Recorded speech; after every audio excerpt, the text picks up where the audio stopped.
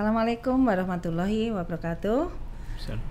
Berjumpa lagi dengan saya, Dani Primasari, di Kemenak Kota Madiun Creative Studio. Siang hari ini kita akan hadirkan salah satu narasumber dari Kementerian Agama Republik Indonesia. Beliau salah satu auditor dari Inspektorat Jenderal Kementerian Agama Republik Indonesia, Bapak Ahmad Haryanto. Kita sapa dulu beliau. Assalamualaikum Bapak. Waalaikumsalam warahmatullahi wabarakatuh, Bu. Waalaikumsalam. Ya. Sehat Bapak? Alhamdulillah sehat. Ya. Ini Bapak Ahmad Haryanto. Panggilannya Pak Haryanto mawon nggih?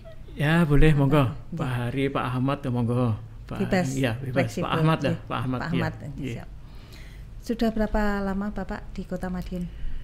Di Kota Madiun berdasarkan surat tugas kita diberikan waktu 4 hari. 4 hari. Jadi 4 hari itu sudah dikurangi perjalanan dan nanti pulang. Jadi praktis nanti pelaksanaan tugas kita adalah 2 hari sampai hari ini. 2 hari sampai hari ini. Ya.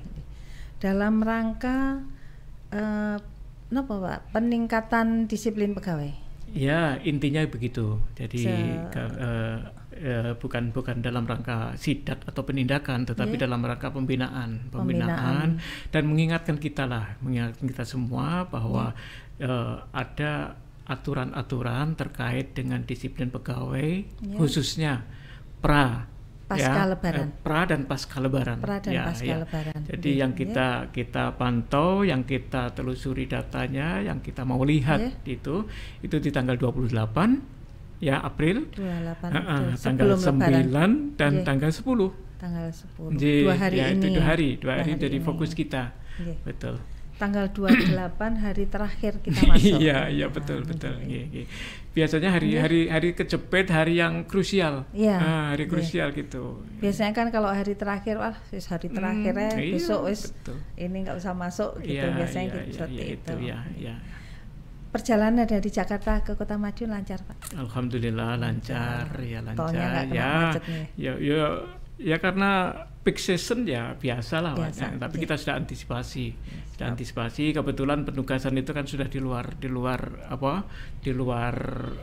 yang macet-macet itu. Macet itu. Iya. Ini salah satunya juga peran dalam peningkatan kinerja pegawai, Bapak. Mungkin bisa disampaikan oleh Bapak kita sebagai ASN itu bagaimana kita dalam meningkatkan kinerja kita dalam bekerja. Baik.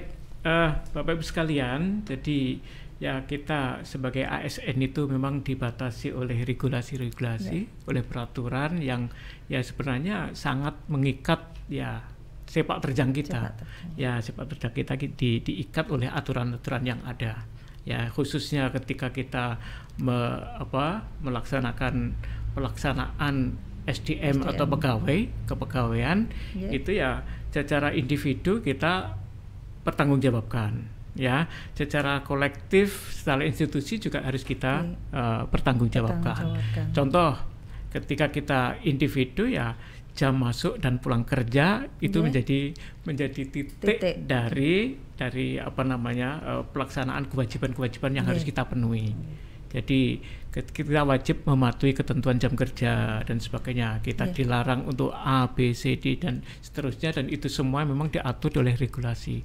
Regulasi yang sekarang adalah di PP 94 tahun 2021. 94 2001 itu jelas mengatur terkait dengan disiplin ASN. Pegawai. Disiplin pegawai negeri sipil ASN. Itu. Terus yang ini Pak, kemarin itu kan memang ada edaran dari Menpan RB setelah pasca lebaran itu ada WFH, WFO. Itu berlaku juga untuk semua atau seperti ini? Misalnya seperti Kota Madiun ini Pak. Kota Madiun kan kita anggap tidak ada yang mudik. Jadi tidak diberlakukan adanya WFA, WFO. Betul. Menyikapi itu pripun Pak? Makanya kita kita di tugas pemantauan ini bukan dalam arti penindakan, bukan ya. Kalau sebelumnya tugas itu bisa jadi itu pengambilan karena melanggar aturan disiplin ASN, makanya diambil tindakan. Bisa jadi itu tingkat atau jenis hukuman yang ringan, sedang maupun berat, manakala ada ketentuan-ketentuan yang dilanggar, gitu ya. Tetapi pada saat ini tugas kita ya melakukan pembinaan. Ya kalau itu menjadi tugas pimpinan Satker lah untuk melakukan pembinaan itu. Ya kita hanya sekedar memantau. Kalaupun ada sekarang ada SE Menteri Agama nomor 12 tahun 2022 ya 2022 yang baru ya kita terima itu minggu ketika kita sudah siap berangkat ya ada tugas itu berarti kita jadi nggak ini berangkat ini ternyata pimpinan untuk tetap menugaskan kita dan ya fokusnya rekomendasi kita adalah pembinaan pegawai ya karena dan alhamdulillah ketika kita sampai di sini juga kondisinya ternyata ketentuan itu membawa berkah bagi kita sebenarnya begitu. Jadi tapi ketika masuk di Kota Madiun ternyata hari pertama sudah apel pagi dan apel pagi itu juga mendapatkan surat edaran dari menteri juga melaksanakan surat edaran. Ya, jadi telah melakukan apel pagi dan katanya kita ini nggak ada yang mudik Pak. Biasanya tahun-tahun yang lalu ada yang mudik, tapi tahun ini nggak ada. Ya jadi tetap kebijakan pimpinan adalah WFO semua, gitu. Jadi ya alhamdulillah. Tetapi ada hal-hal yang memang harus kita data itu harus kita sampaikan pada pimpinan. Dan sore ini tadi kami juga sudah melaporkan hasilnya data rekapnya itu ke pimpinan yang lebih yang artinya koordinator yang ada di Jakarta. Iya. Jadi tadi seluruh bentuk penugasan yang pemantauan ini sudah terlaporkan ke Jakarta. Ya. Terkait tadi Bapak yang disampaikan oleh Bapak tadi tentang pelanggaran disiplin pegawai. Misalnya kita ambil contoh Pak ya. Mungkin ada salah satu pegawai atau beberapa pegawai, mungkin juga tidak hanya di Kota Madiun Pak. Kalau ada yang melanggar disiplin pegawai seperti dia punya apa Pak? Iya caranya menyampaikan. Dia tidak mengerjakan apa yang dibebankan kepadanya. Apakah ada tindakan misalnya seperti itu kan kita nutupi dulu nih Pak. Tapi karena biasanya kan ada teguran ya Pak. Ada teguran. Kalau ditegur pertama nggak ada kebaikannya, itu tindakannya ada Pak. Ya tentunya ada. Selaku ASN itu memang tadi sudah saya sampaikan tadi bahwa dibatasi oleh aturan-aturan yang ketat, ya aturan-aturan yang kita tidak boleh semena-mena gitu kan, semena-mena ya kita apalagi saatnya sekarang ini nggak mungkin lah kita akan main-main terhadap pekerjaan kita. Kinerja kita akan dituntut ya, mulai dari proses inputnya, prosesnya, outputnya ya. Makanya ketika kita melakukan audit kinerja itu ada fungsi perencanaan yang kita lihat. Ya berarti kan mereka yang diberikan tugas, menjalankan tugas untuk perencanaan juga ya posisi masing-masing mereka ya, tugas mereka masing-masing itu juga kita nilai ya, kita nilai perencanaannya bagaimana, pelaksanaannya bagaimana, pencapaian hasilnya bagaimana ya, evaluasi pelaporannya juga bagaimana. Ini masing-masing menjalankan tugas ya, apalagi di situ ada beban kerja yang harus dipenuhi oleh masing-masing individu ya, masing-masing individu. Nah makanya ini ada kewajiban bagi pimpinan organisasi, pimpinan kerja ini ya memang harus melakukan pengawasan secara berjenjang ya, secara berjenjang, baik itu kepada anak buahnya ya maupun baik itu anak buahnya secara langsung ya, pada pejabat-pejabat di bawahnya, eselon ring di bawahnya, ini harus secara berjenjang, secara hierarki harus kita lakukan pembinaan itu. Ya, manakala ada kesalahan, ya memang harus ditegur, harus diingatkan. Ya, ketika bahasanya begini, ketika saya ditegur, saya diberikan hukuman disiplin, tindakan disiplin, ya. Tetapi saya sebenarnya nggak pernah didapatkan himbauan, tidak pernah diingatkan oleh pimpinan. Ini yang menjadi bumerang bagi atasannya sebenarnya. Jadi yang salah, ya makanya kan fungsi pembinaan, ya melaksanakan pengawasan secara berjenjang, melakukan penilaian kinerja, mematuhi ketentuan perundang-undangan, ini harus terus-menerus kita lakukan secara bersama-sama. Secara individu kita juga ya ada kaitannya dengan tugas kita, masing-masing tugas kita. Misalkan ibu, misalkan teman kita yang Mas Afif misalkan, kepegawaian, aturan-aturan kepegawaian itu juga harus difahami betul, dipahami. Keuangan juga demikian, SPM yang tiap tahun berubah itu harus dipahami. Ya, jadi ketika tadi ada nyangkut seseorang yang kena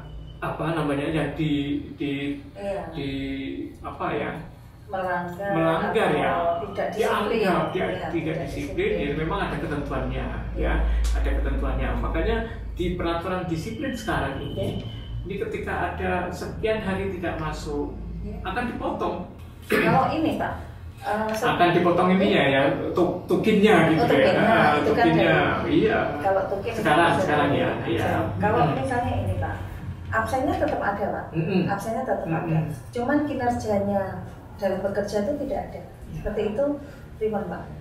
Kan misalnya nih pimpinannya kan sudah memberi teguran, sudah ngasih tahu, tapi memang mungkin dasar anaknya, orangnya pribadinya itu seperti itu. Apakah kita yang di daerah ini bisa melaporkan ke pusat atau bagaimana untuk tindakan lebih lanjut? Biasanya bisakah seperti itu? Bisa, ya. Gini, jadi itu bisa dilakukan, ya, bisa dilakukan. Tapi tapi yang terpenting adalah peran pimpinan itu untuk melakukan pembinaan, ya, yang menjadi tanggung jawab. Makanya ketika pelanggaran yang dilakukan udah kategori misalkan sedang atau berat, ya bisa juga nih pimpinan minta tolong untuk dilakukan audit. Tetapi harus didampingi ketika pelaksanaan audit BAP-nya itu, ketika mengambil konfirmasi, wawancara, melakukan BAP, kita ajar pemeriksaan itu, ya salah satu dari yang melakukan pemeriksaan itu adalah atasan langsungnya di situ. Di situ. Dan yang perlu digarisbawahi bahwa ya pangkat golongan yang melakukan pemeriksaan itu juga minimal sama itu. Jadi seperti kalau di sini atasan langsung dengan kepala kantor. Ya. Yang mendampingi auditornya juga setara dengan kepala kantor. Ya, sama dengan kepala kantor itu. Jadi ini untuk menjaga istilahnya kan ewo pakewo, tapi sebenarnya itu norma yang harus dijaga. Kadang-kadang gini, ada kalau mengerti ya, pegawai itu mengerti, loh saya kan dilakukan pemeriksaan oleh golongan yang lebih rendah dari saya. Nah, ya dianggap hasil BAP-nya itu tidak sah, tidak sah gitu. Dan itu bisa dikomplain. Jadi paling nggak kan diambil. Ya, betul. Karena saya pernah tahu Pak, tapi tidak di sini Pak. Ada pegawai yang memang yang melanggar disiplin. Selain disiplin pegawai, mungkin dia juga ada apa ya Pak ya? Ya ada disiplin lain yang di luar instansinya. Ya, akhirnya mengharuskan dilepas. Seperti itu ada ya. Ya ada sih ya, tapi lagi-lagi peran dari pimpinan untuk selalu mengingatkan, memberikan teguran. Ya kalau ada tingkat-tingkatannya ya, bisa jadi teguran lisan, teguran tertulis, pernyataan tidak pas secara tertulis, itu yang kategori ringan, jenis ringan. Ya sesuai dengan memang penegakan hukuman disiplin itu sesuai dengan berat rendahnya ya, penyimpangan yang dilakukan gitu. Ini Bapak Ahmad ini di dalam pembinaan hanya di Kota Madiun atau misalnya di kota-kota lain juga ada Bapak?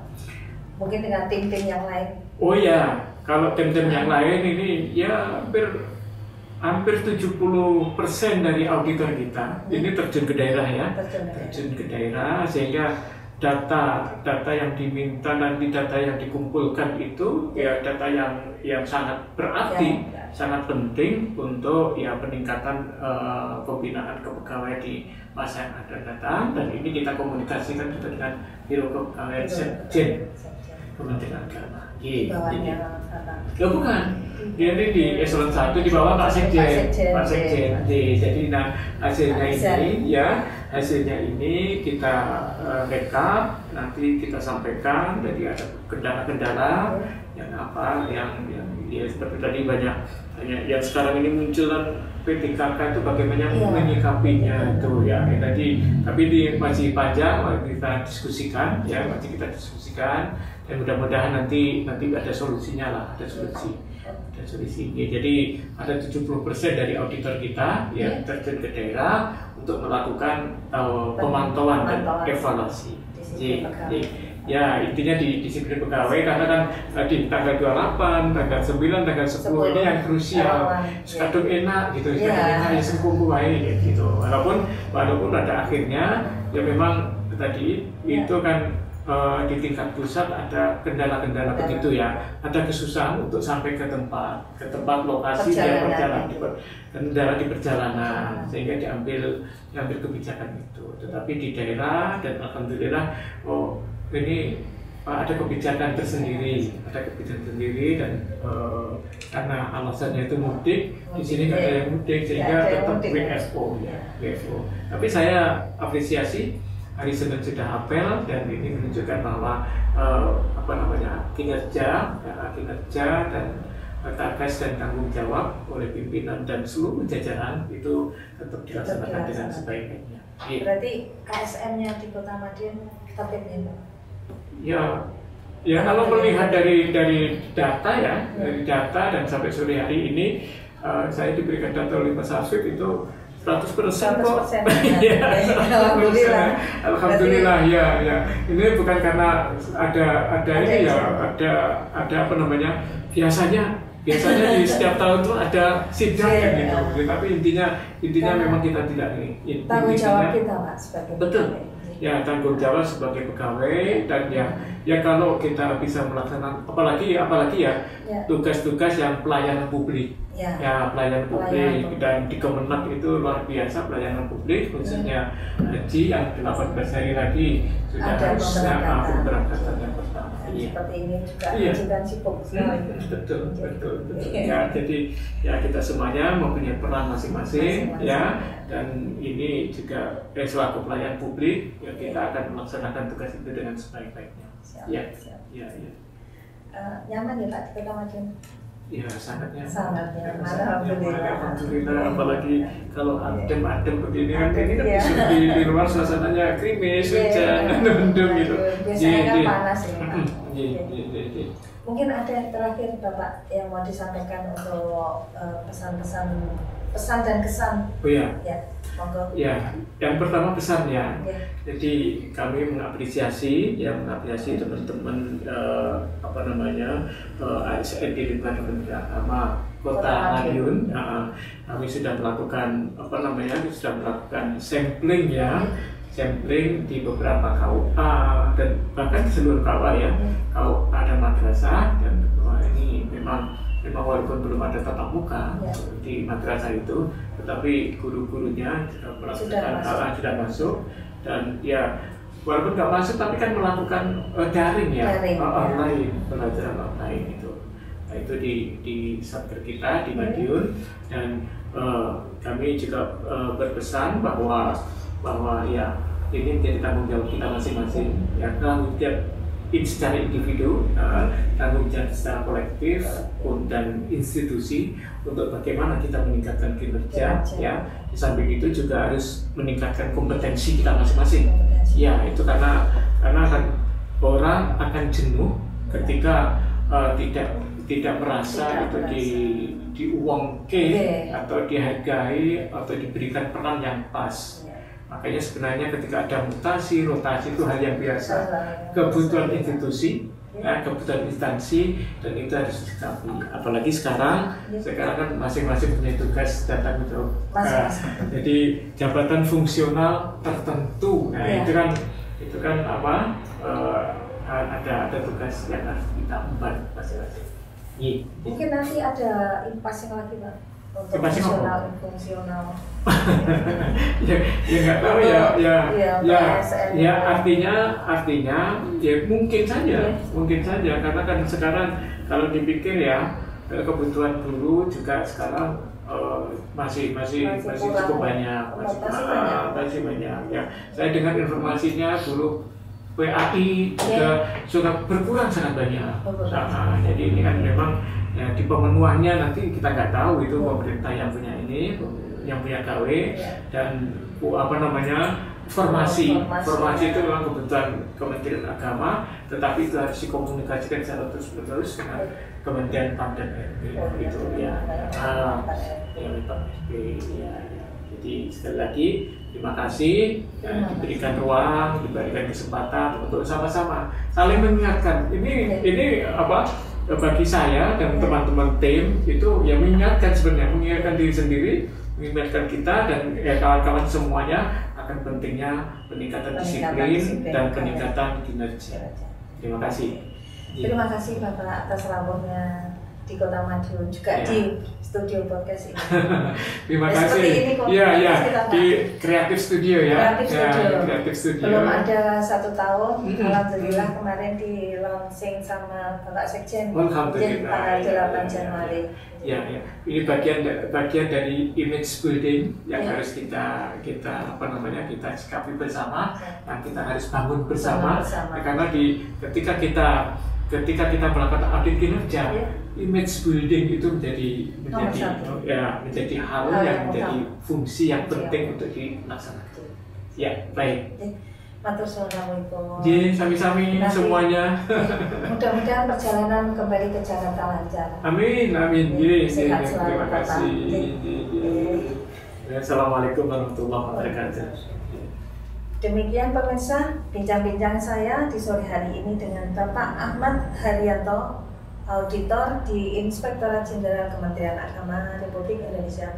Semoga menjadikan edukasi untuk kita semua, menjadikan pemahaman untuk kita semua tentang artinya peningkatan kinerja disiplin bagi pegawai terutama di lingkungan Kementerian Agama. Sekian, terima kasih. Wassalamualaikum warahmatullahi wabarakatuh. Waalaikumsalam.